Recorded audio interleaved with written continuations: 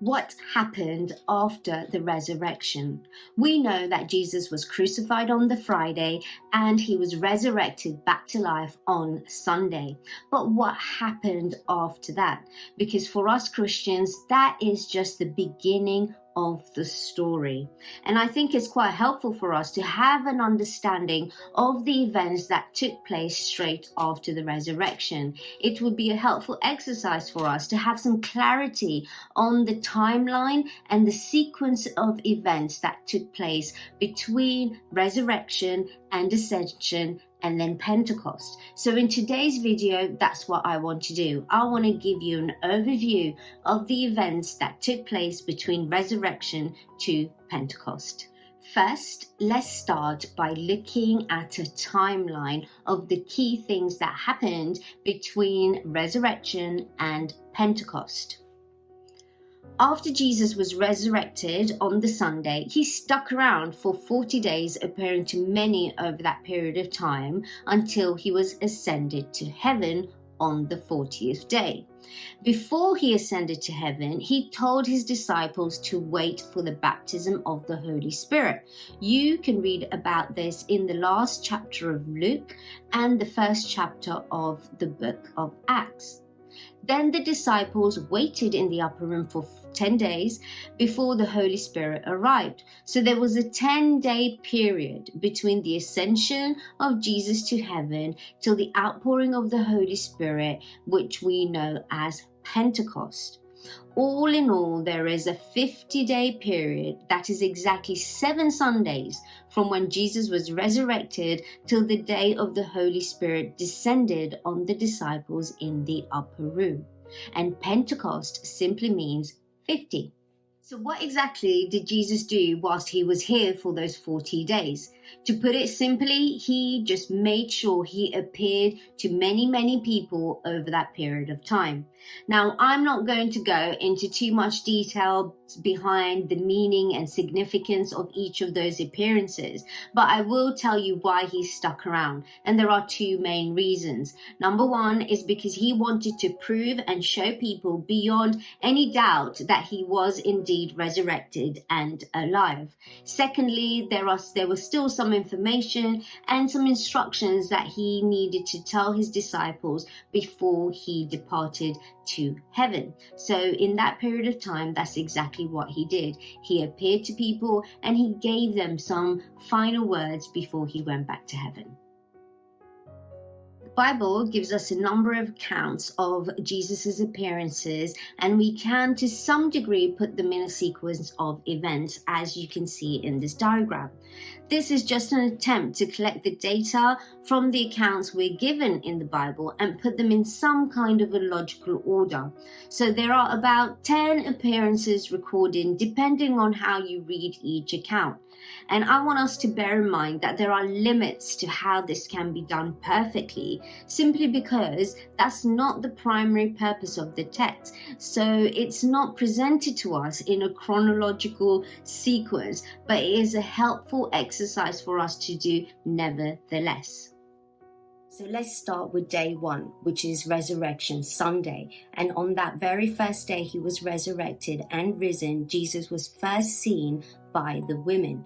Mary Magdalene was the first person to actually see him, followed by other women such as the other Mary, Salome, Joanna, and at least one other woman who is unnamed. And that was in the morning. But later on that day, Jesus also appeared to Clopas and one of his companions as they were traveling away from Jerusalem, and they were on a road to Emmaus.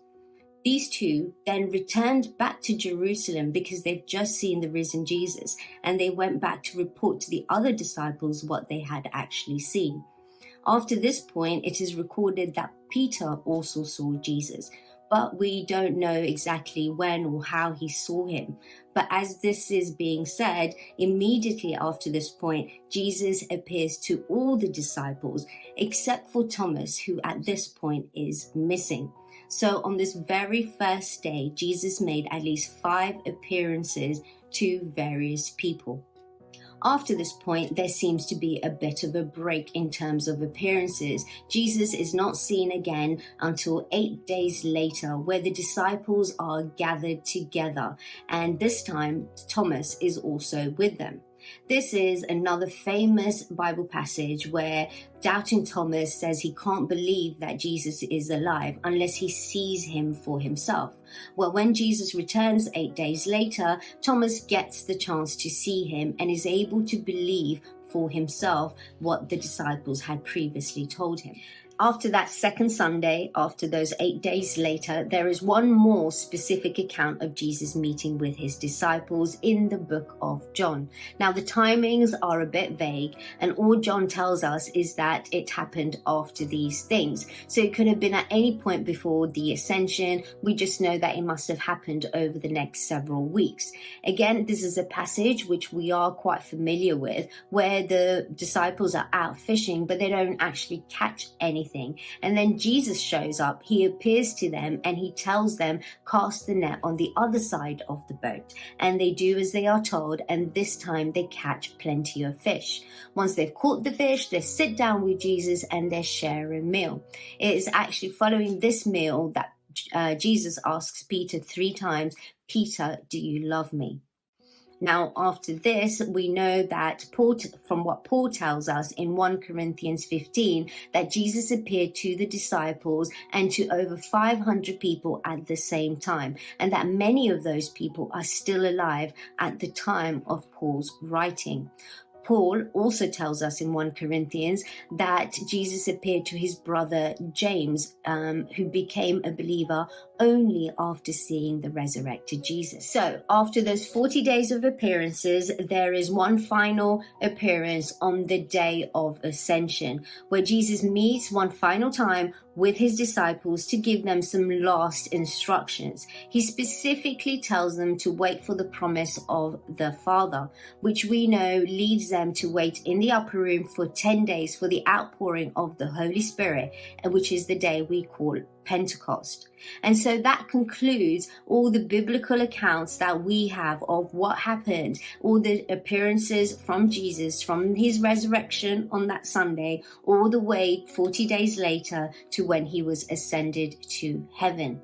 And after his ascension, there is a 10-day period before we celebrate Pentecost. So those are the specific biblical accounts that we have about what Jesus said, what Jesus did, and whom he appeared to over those 40-day periods between Resurrection Sunday and Ascension. In addition to that, in the book of Acts, in the first chapter, we are told that Jesus appeared alive to many, with many proofs about his resurrection, which leads us to believe that there were probably many more times he showed himself to his disciples and to other people, but the Bible doesn't record every single one of those incidences. I hope that you have found this video useful in terms of just getting some clarity as to what happened over those 40 days. It sure has helped me to do this exercise for myself. Please do like this video and subscribe if you haven't already, because it would really help my channel and its growth. Thank you so much for watching this video, and I hope to see you all soon.